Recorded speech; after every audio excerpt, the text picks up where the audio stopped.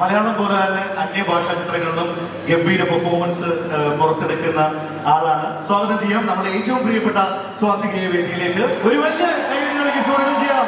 സ്വാസിക വേദിയിലേക്ക് ഇൻവൈറ്റ് ചെയ്യുന്നു. സ്വാസികയെ സ്വാഗതം ചെയ്യാനായി red FM group manager Sandeep Janardhanan. കൈയടി എവിടെ പോയി? നമ്മുടെ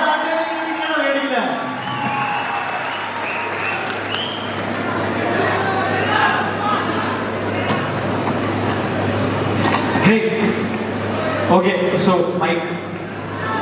All right, okay. നമസ്കാരം തിരുവനന്തപുരം, സുഖല്ലേ? ഒരുപാട് സന്തോഷമുണ്ട് സൂര്യ സാറിന് വേണ്ടിയിട്ട് നിങ്ങളിങ്ങനെ കാത്തിരിക്കുന്നതും കൈയടിക്കുന്നതും ആർപ്പ് വിളിക്കുന്നതും ഒക്കെ എനിക്കും എക്സ്പീരിയൻസ് ചെയ്യാൻ സാധിച്ചതിൽ ഒരുപാട് സന്തോഷം. ഞാനൊരു ഇത്രയും വലിയൊരു സെലിബ്രേഷനായിട്ട് ഒരു സിനിമയുടെ ഭാഗമായിട്ട് വരുന്നത് കറുപ്പിന് വേണ്ടിയിട്ടാണ്. അപ്പൊ അത് എനിക്കും അഭിമാന നിമിഷമാണ്. കാരണം നമ്മുടെ തടുപ്പിൻ നായകൻ സൂര്യ സാറിന് സിനിമ ആയതുകൊണ്ടാണ് പ്രധാനമല്ലെങ്കിൽ പോലും ഞാനും ഈ സിനിമയിൽ ഒരു ചെറിയ ക്യാരക്ടർ ചെയ്തിട്ടുണ്ട്. അപ്പൊ എന്തായാലും ഇനി ഒരൊറ്റ ദിവസമേ ഉള്ളൂ. മെയ് 14-ാം തീയതി കറുപ്പ് റിലീസ് ആവാൻ പോവുകയാണ്. സൂര്യ സാറിന്റെ വേറൊരു ഭാവം, ഒരു എനർജി എല്ലാം നിങ്ങൾക്ക് കാണാൻ സാധിക്കും.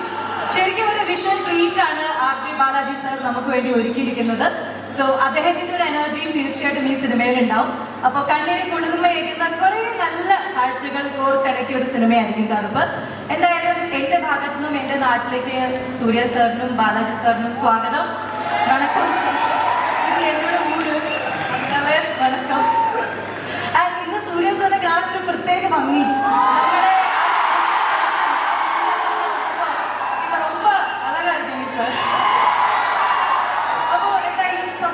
ഉറപ്പായിട്ടും. അപ്പോൾ ഇത് സെക്കൻഡ് ടൈമാണ് സൂര്യ സാറിന്റെ കൂടെ. എനിക്കൊന്നും കഴിഞ്ഞ ഏപ്രിലിൽ നമ്മൾ തന്നെയാണ് റെട്രോ ഹോസ്റ്റ് ചെയ്തിട്ടുണ്ട്.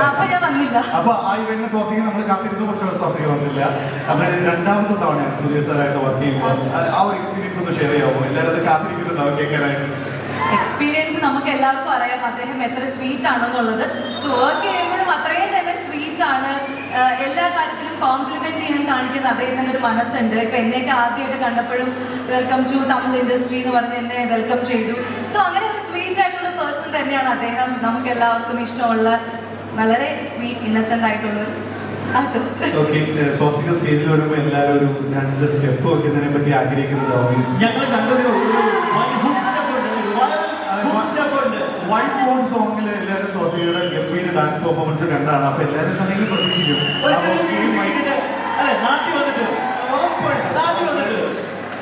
ഇല്ല അങ്ങനെ ഏത് പാട്ട് ഏതെങ്കിലും ഒരു അങ്ങനെ ഒരു ആഗ്രഹം അവർക്ക് ഇല്ല.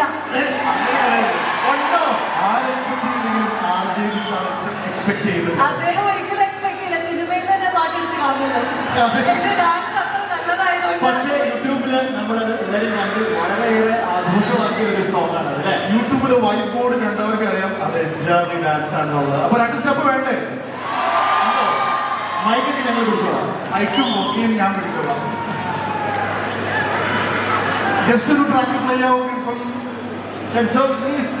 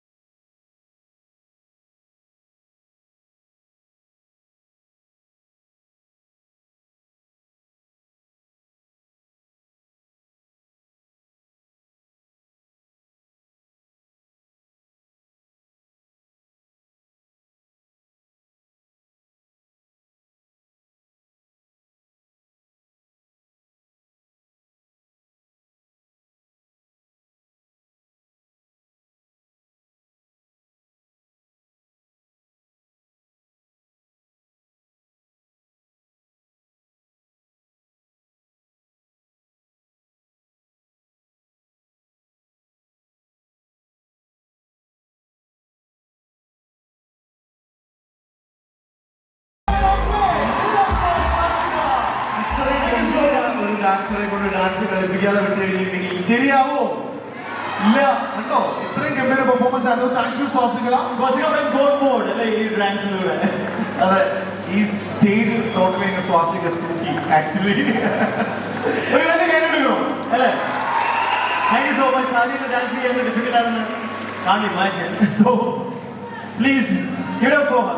Thank you so much. Thank you. അപ്പൊ എല്ലാവരും മെയ് 14-ാം തീയതി സിനിമ കാണല്ലേ?